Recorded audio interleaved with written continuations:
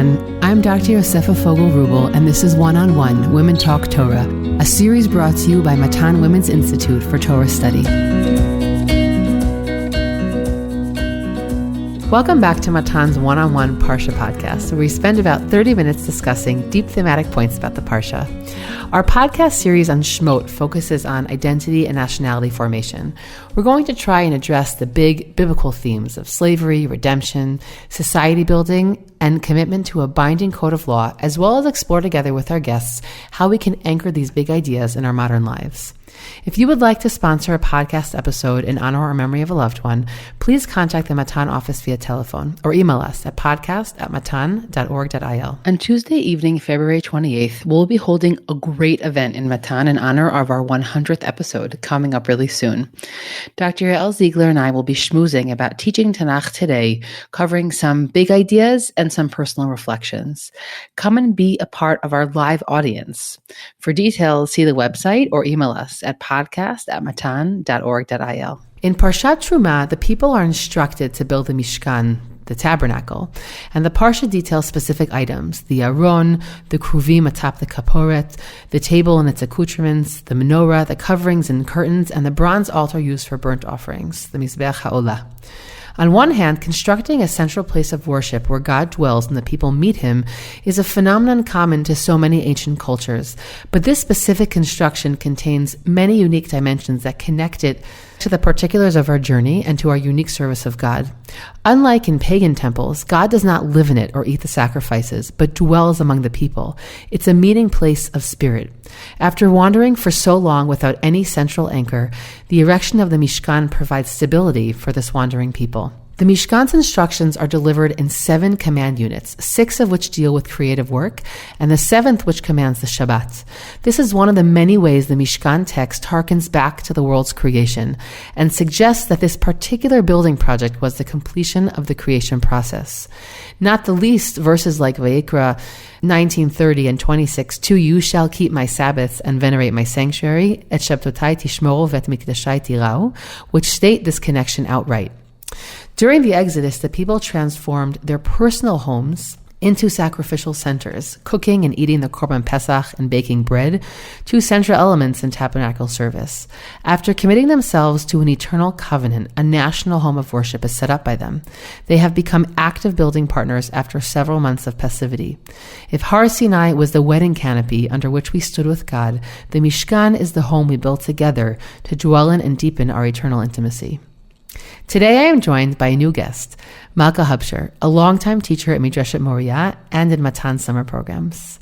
Malka, it's a pleasure to have you here. Thank you so much for having me. So today we're going to speak about a number of aspects of these Mishkan Parshiot, sort of start with some broader ideas and then zoom in on some of the specific accoutrements or items that are actually in the Mishkan. So let's jump right into that and take us into this discussion of the Mishkan wherever it feels right for you. Thank you, Yosefa. I wanted to begin our discussion today with, in Parshat Teruma, which is this week's Parsha, which begins in the 25th chapter. We finished the drama of Yetziat Mitzrayim, of the Kriyat Yam Suf, of Matan Torah. The Jews have gotten a taste of what it means to be a people who are following a God out of Egypt to the Midbar and through Har Sinai. And now we get a section that is often seen as very technical and even maybe boring. It's details, laws about a construction project. The blueprint, the details, the materials that are needed are delineated in this section. And the Mefarshim, the commentators, really debate about the timing of this command. While the command appears, as I mentioned in the 25th chapter, after Parshat Mishpatim and after the laws that were given at Sinai, Rashi, in a number of different places, suggests that while this appears after Har Sinai and immediately following Har Sinai, it actually only took place, the command to build the Mishkan only took place after Chet HaEgel. And therefore, the building of the tabernacle, the command that Moshe is told by God to build this very detailed tabernacle, is a response to Chet HaEgel. As Rashi mentions, Ein Mukdam U'Muchar b'Torah, that sometimes the Torah is out of order, and here is one of the examples where he believes it is out of order. Rashi's premise is that the Jewish people when Moshe left them up the mountain and they feared that he was gone, they panicked. And in a sense of panic, they needed something physical to connect to, which led them to the building and worshiping of the Egel, the golden god which they made or replacement to Moshe. And as a response, the Jewish people are punished by God. God is quite angry. And in a step towards their redemption, in a step towards the forgiveness, they have to then build a Mishkan. That it is, as Rashi comments many times, kapara for the Egel, an atonement for the Egel. You built something against God's will, now build something according to God's will. And therefore Rashi suggests that this Parsha is really out of order. It should appear after Parshat Kitisa. Moshe is commanded by God in response to Chet HaEgel. Once the people have been forgiven, now do something right. Take your materials, take your gold, take your energies and put it towards something good. The Ramban very strongly disagrees with Rashi, and he says, no, the Torah is in order. The way it appears in the text is the way it actually happened in reality. And the Ramban says that the Mishkan is not a response to the Egel, not a reflection of the weakness of the people, but rather it is a continuation of the Sinaitic experience. Sinai was a time when revelation, when the Jewish people themselves experienced revelation, the highs of seeing God and feeling God, and we wanted to take a remembrance of that with us. God's presence, which dwelled on Sinai, will now dwell in the Mishkan. As the Ramban says, Sheyeh kavod asher shachan al har Sinai, shochein alav benistar. And as the Jews wander and travel in the desert, it's as if they're taking Har Sinai with them. The Mishkan with God's dwelling in it and the clouds of glory above it are a constant reminder of the profound experience of Har Sinai. And therefore, the Rashi and Ramban are not only debating what is the timeline of Sefer Shemot, but they're actually debating about what is the essential nature of the Mishkan. Is it a reflection of human weakness, or is it a remembrance, a token of Har Sinai that we take with us throughout our sojourn in the desert? You know, I think that really, obviously, as you're saying, what underlies this is a thematic question, and it also is this question of, you know, to which side do we pull the Mishkan? Do we pull it to the side of Sinai? Do we pull it to the side of the calf? Which, of course, you can't deny the fact that you all of a sudden have two building projects that happen for Am Yisrael in a row. Like, up until now, we've been utterly passive. We haven't shown much of a talent for building, right?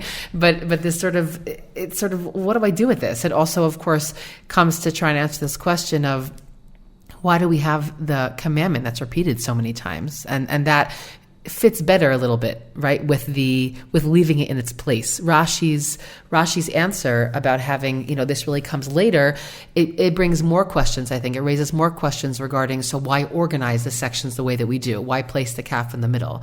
I think that there's possibly multiple answers to offer, right. But it is also answering this question of, we have three very distinct sort of sections in the book of Shemot, and the question is, how do we look at the Mishkan in relation to which one, right? We had the Exodus, we had the Sinai experience and the laws that we received there, and then we have this whole section. The question is, well, do we drag it backward, or do we connect it to the other parts that are connected here? So I feel like there's these structural questions, but as you said, they're not really about structure, they're really about theme, and they're two intensely different ways of looking at the Mishkan.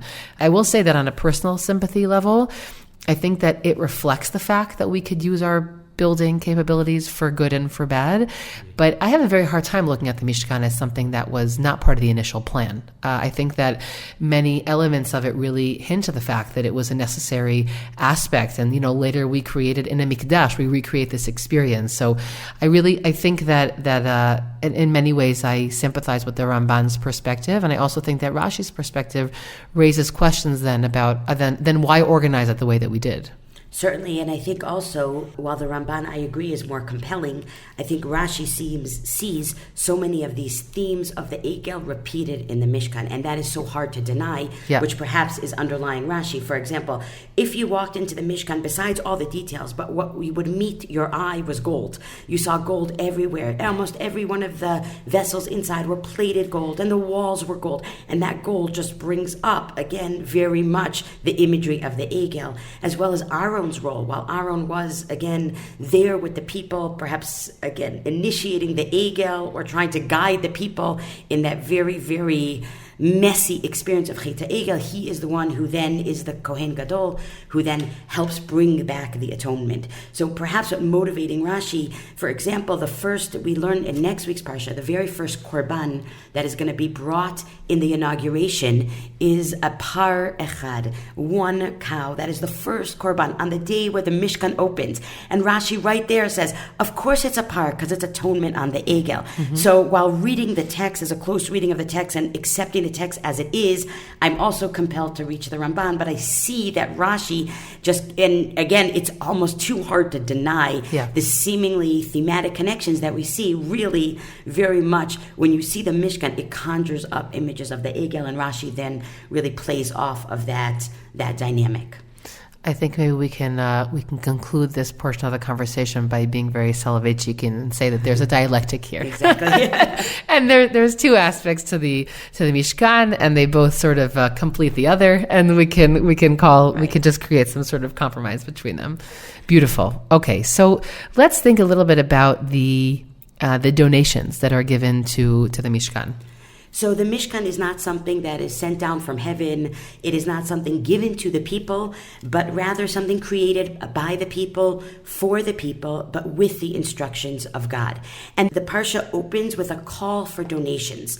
This is Moshe is told by God, go tell the people that they should bring all the donations needed. Vayikchu li truma, make for me a truma. And a truma comes from the word taram, which means to donate. And the entire Mishkan was created by the donations. But in the word truma, you also see the word rom, which means to elevate. Take all those materialistic things found in your homes, found in your closets, found in your storage rooms, and bring them to the Mishkan. And by bringing them to the Mishkan, you're ultimately, by giving the truma, you're ultimately elevating the physical. And the Jewish people indeed look in their closets, look in their machsanim, and they bring. We will see later in Parshat Vayakel, when the actual building begins, Parshat Truma and Tetzaveh is only the command, while Vayakel and Pikudei is what we call the Asiyah, the actual building. And while in our Parsha is just a list of what to bring, in Parshat Vayakel it describes the actual donation drive and the material everyone brings. And in Perek Lamed Hey, it repeats over and over. The Pasukim repeat, Hey Viyu, Hey Viyu, Hey Viyu. And the people brought, and the people brought, and the people brought. And there was this spirit of generosity that really overwhelmed the people. There are so many stories in Tanakh where we are disappointed by the Jewish people. And this is just such an amazing feeling, as if, a community is putting together a project and everybody's involved. And it was such a spirit of generosity that the Pasuk tells us that the people came running to Moshe, the people in charge of the donation tables come running to Moshe, and they say, Moshe, we have enough. We don't need any more. By our calculations, we have enough gold and enough silver and enough wool. And so Moshe tells them, great, Heviu kol b'machaneh, as we see in Lamed Vav, Pasuk Vav, tell all the people, Lemor ish v'isha al yasu od, we don't need any more. And the Pasuk ends, Vayikaleh ha'am milahavi. This is perhaps the only tzedakah drive where we ever say, we have enough. We reached our goal. Please keep your wallets at home. Yes. And this spirit really pervades, and it feeling, and what's beautiful is that not only do the people donate their things, they also donated their times and their talents. The women came and wove, and those who knew how to work with gold came and offered their services. And so it's also a lesson in giving. One can contribute money, one can contribute things, and one could contribute time and talents to the Jewish community. And so they bring and they bring and they bring. And the Psukim here, back to our Parsha where it's the command, there's a list, as if there was a big whiteboard where Moshe wrote exactly what's needed. We need Zahav, Kesef, Tchelet, Argaman. We need wood, we need gold, we need copper. We need spices, we need incense, we need oil. And the list goes up, and it seems like everybody could just bring whatever they want. But interestingly enough, Rashi again points out, and based on the Gemara, that there actually was 3 different categories of donations that was needed. Rashi learns this out, or the Gemara learns this out, from the fact that there seems to be a repetition of the word truma in these early psukim in the Parsha. The word truma appears 3 times. And Rashi says that Rabotenu, the Chazal, the Chachamim taught that there were actually 3 different types of donation that Moshe called for, or Moshe commanded the Jewish people. The first 2 involved a half a shekel. A half a shekel was donated, a half a silver coin at the time was donated. Each person was told to bring a half a shekel. The first donation, then those half shekel coins, those silver coins, were melted down, as Rashi says, to make the adanim. We learn later in the parsha that the adanim are the sockets in which the beams that made up the walls were plugged into. And therefore, if you saw the Mishkan, the very foundation of the Mishkan, the foundations which the walls of the Mishkan rested on, came from this donation, the silver adanim. That was the first one of the 3 donations. The second one, Rashi says, was actually left in a bank account. Another half a shekel was given, and that half a shekel was left in a kupa, in a bank account. And what was used for that? Korbanot tzibur. We will learn later in Sefer Vayikra all the important korbanot that are needed. Some korbanot come as an individual pays for their own animal and brings it to the mikdash. Some korbanot are brought on behalf of the tzibur, of the community, and those have to come from public funds. In order to have a bank account of public funds, you need everybody to give. And so the second truma was that beka legogolet, a second half a shekel, a second coin, put in a bank account for korbanot tzibur. So those 2 donations were equal for everybody. Everybody had to give a half a shekel that was melted to the adanim, and everybody had to give the exact same amount that went into the fund of the public sacrifices.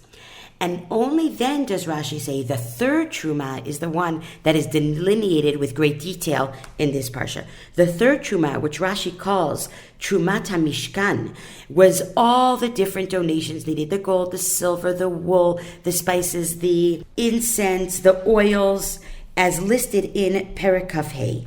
And so that was only the third level, or the third step in the donations. So if we could just recap, we have 2 donations that are smaller donations, but they're obligatory. And the third is completely voluntary. Anyone can bring as much or as little as they want. And this Rashi just learns out simply from the 3 times it says the word truma in the psukim. But I think we could really extrapolate from this something very important and very profound about the construction of the Mishkan. As we mentioned, the Mishkan is made by the people for the people.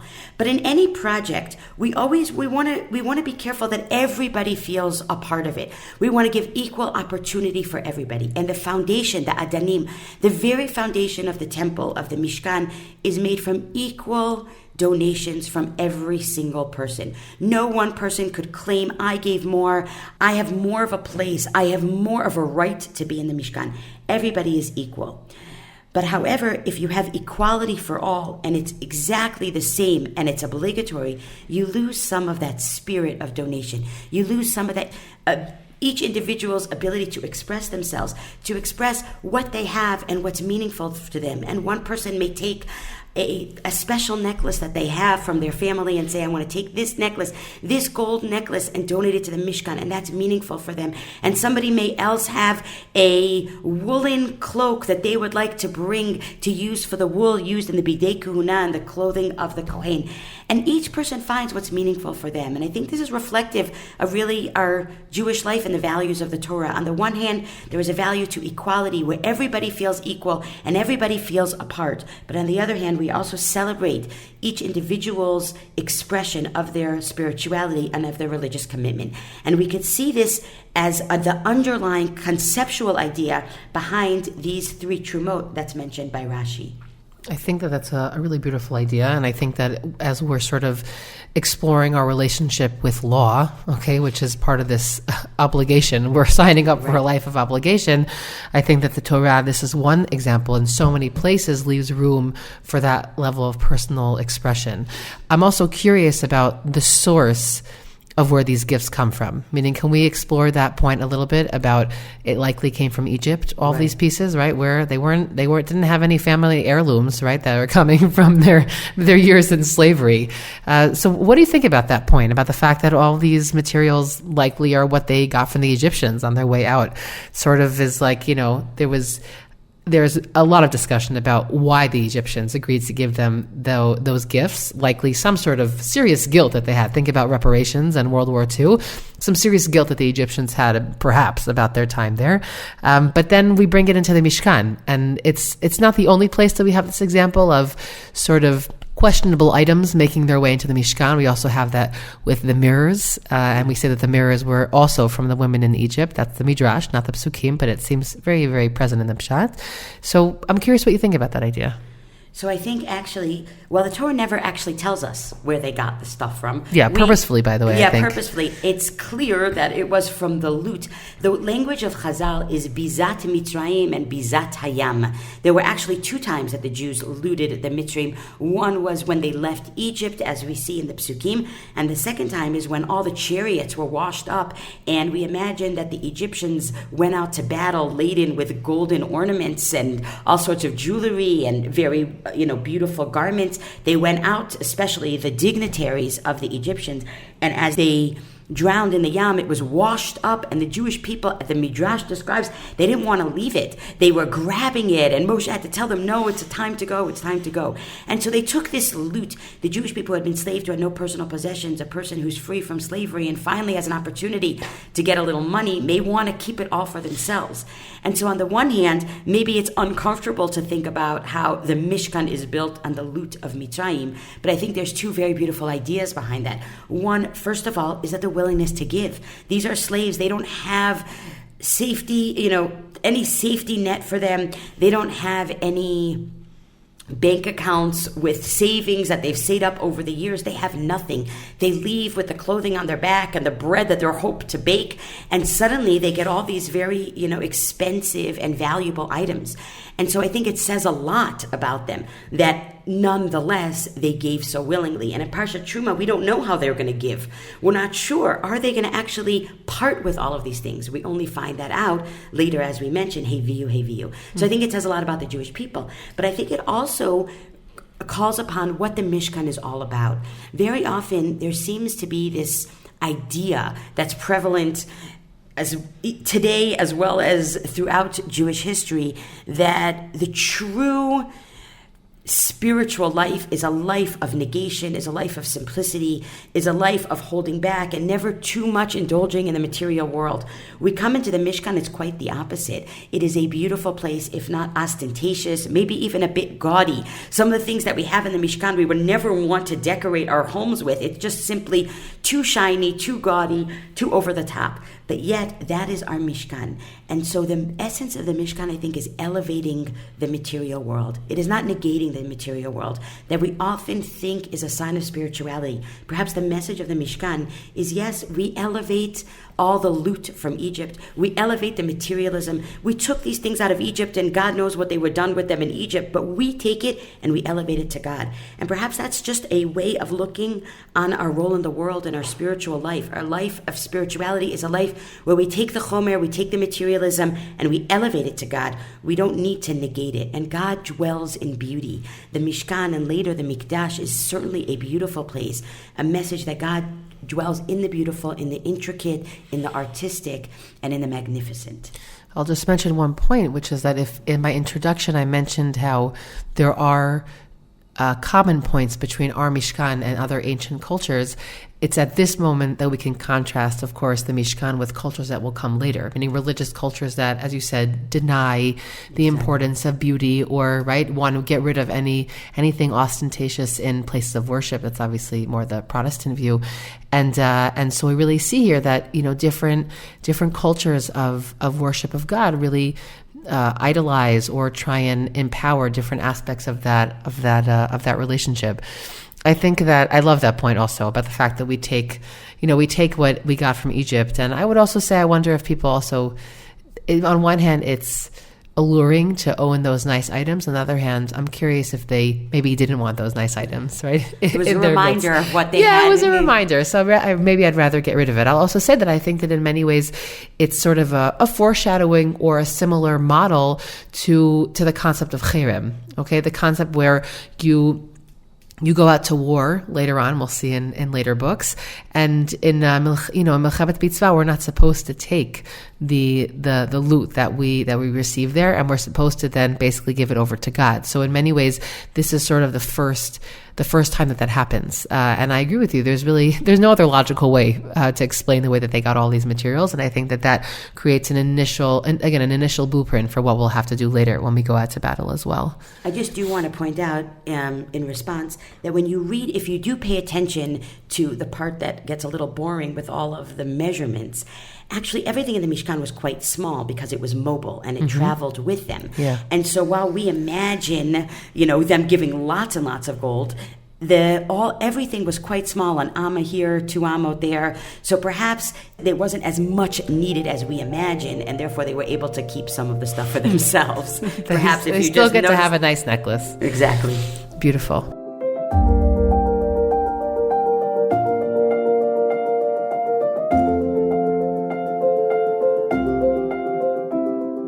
So after exploring some bigger, broader ideas regarding the Mishkan and the concept of donating, and again, I think there's something very moving about the fact that the people are now, for the first time really, becoming active, contributing members of society. They've sort of been the recipients of different miracles and of course the covenant of law that they received. So there's something very, very different about the whole movement here, which is that they're becoming an active part of a building process, which of course will take time for them to figure out that role. So after seeing those broad points, let's speak a little bit more specifically about 2 elements of the Mishkan. Maybe we'll start with the Kruvim, about how their role, or also what was unique or even surprising about their existence in the Mishkan. I think when someone conjures up images of the Mishkan, the Aron is one of the first ones that comes to mind. The Aron was the golden ark with the lid, which is called the kaporet, with 2 golden angelic figures, perhaps with human faces, but with definitely outstretched wings that hover on top of the Aron. Now, not only do these exist, but God then tells Moshe that all revelation will come from miben shtei hakruvim, that from the moment the Mishkan is built, the source of God's voice will come from this very place, miben shtei hakruvim. So what are these kruvim that really, I think, in any other context, may bring up the image of idols? And the Mechilta de Rabbi Yishmael, which is a Midrash halacha, actually tells us an important halacha about making the kruvim. We know that the Mishkan is not only meant as a Mishkan, but a blueprint for the future Beit HaMikdash. And there's an interesting halacha that if, let's say, one of the vessels of the Mishkan gets broken or needs to be replaced, and you don't have enough gold in order to plate it gold, or you're the menorah, which is pure gold, and you need to make a new menorah, and you're not able to. So the halacha is that you can make it out of silver, and you can make it out of even other metals. But the Mechilta teaches us that cannot be with kruvim. With kruvim, you can only make them out of gold.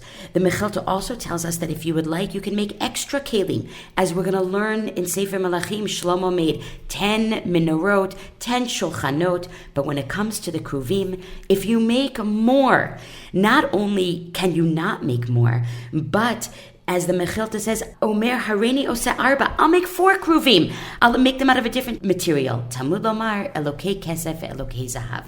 Not only you're not allowed to make them, but then it changes anything extra or anything different into idols, and will come under the rubric of idol worship.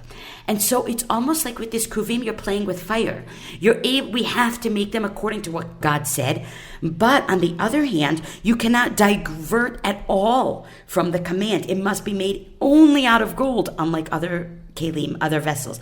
And you can never make more, unlike other vessels.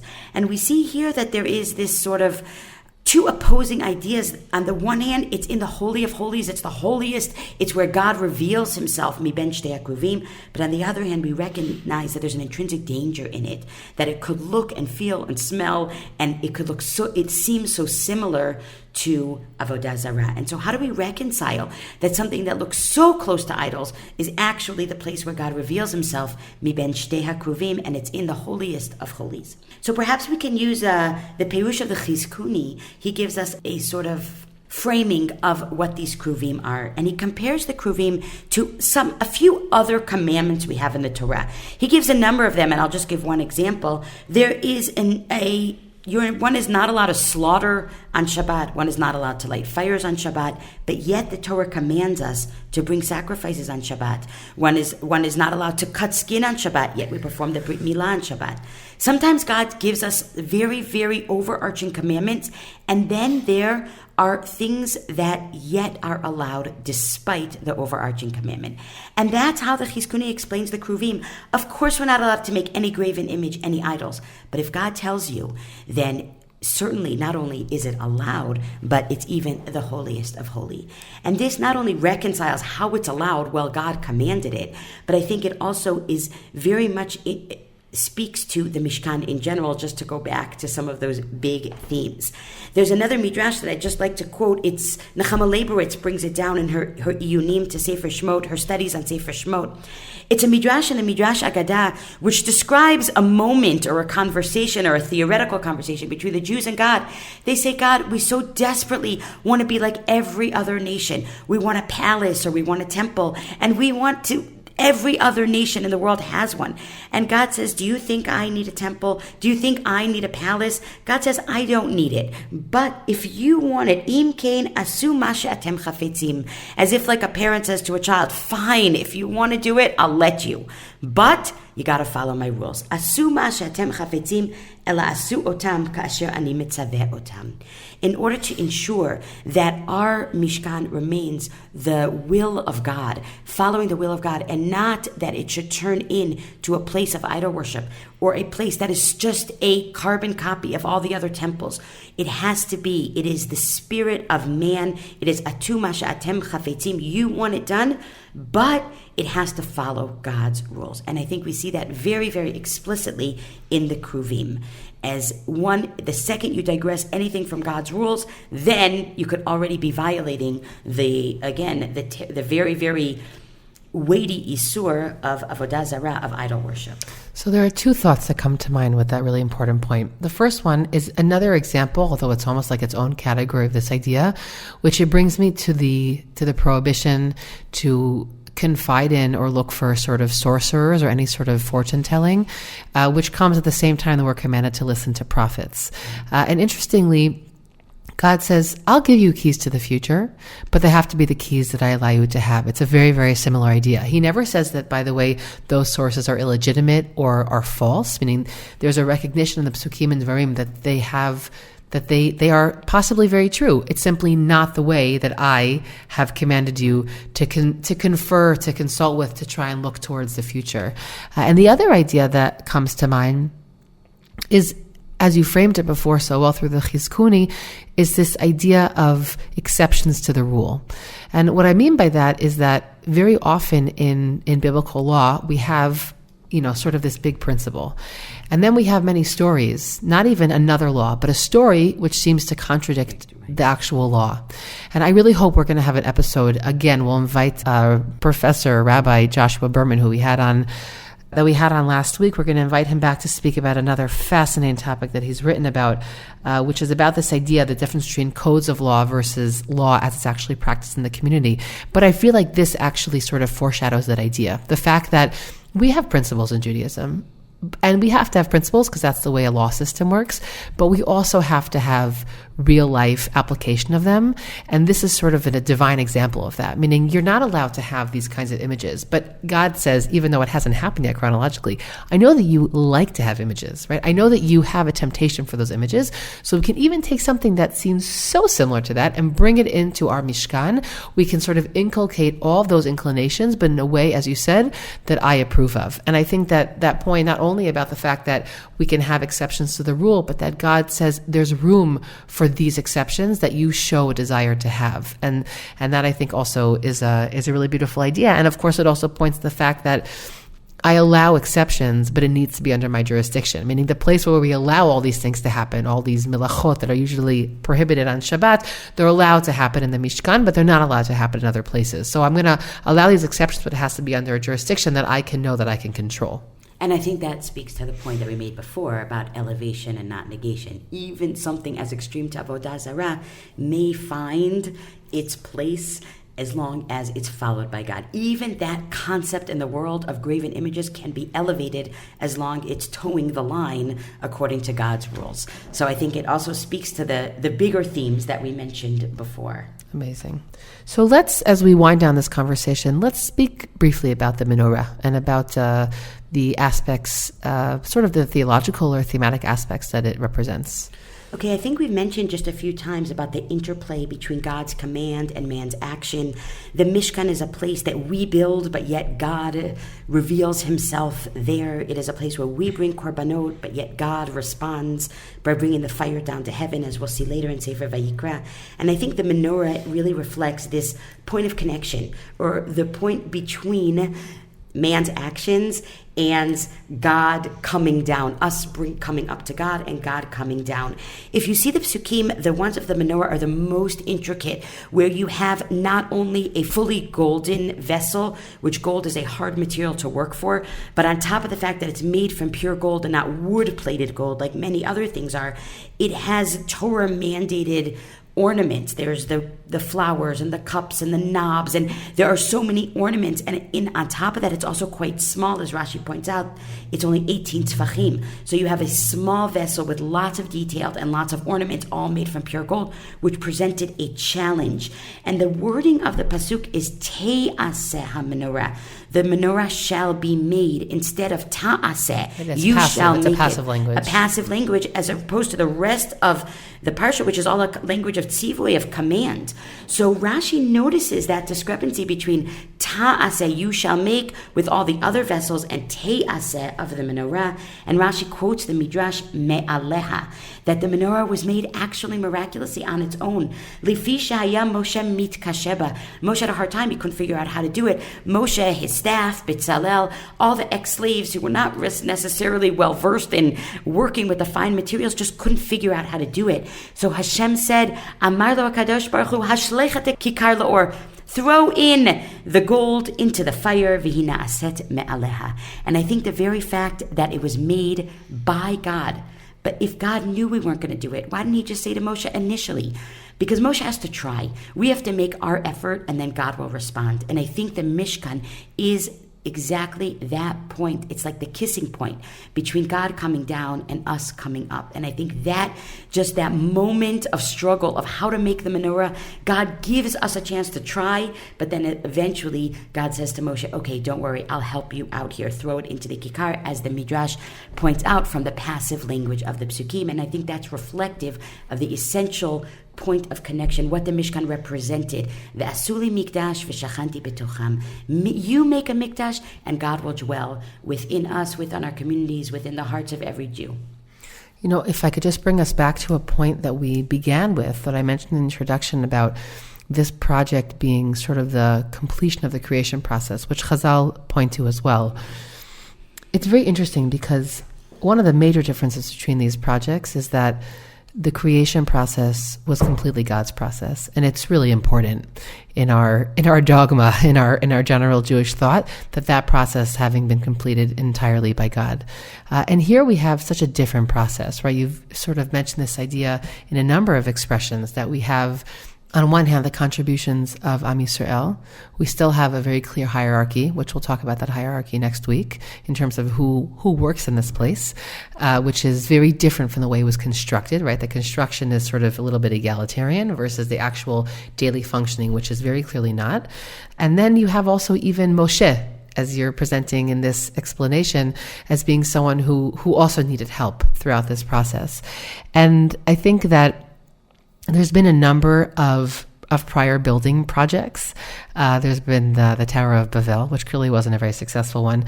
And we also have the Teva of Noach. And there we also have an interesting balance between the human effort, but the fact that God also had to close it, right? Meaning there's a partnership there between man and God.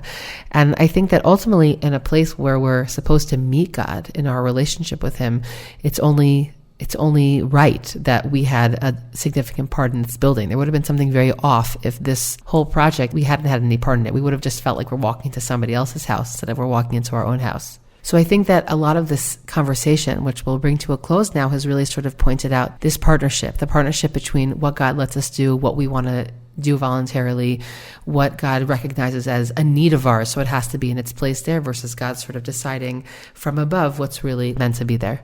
I really want to thank you for this conversation. It was beautiful, and I'm looking forward to more Parsha. We're going to be thinking about the construction and also the daily functioning of the Mishkan. Thank you. I hope you've enjoyed this conversation as much as I did.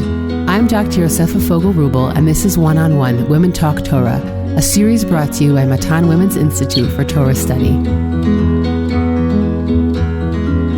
Please do One-on-One and Women's Torah Learning a small favor by sharing this podcast with family and friends so that we can reach new listeners. You can stream and download these episodes on Spotify, iTunes, Google Podcasts, SoundCloud, and Matan's website. Don't forget to leave us a 5-star review in the comments. Please send us any feedback at podcast@matan.org.il. That's podcast@matan.org.il. Thanks for listening, everyone.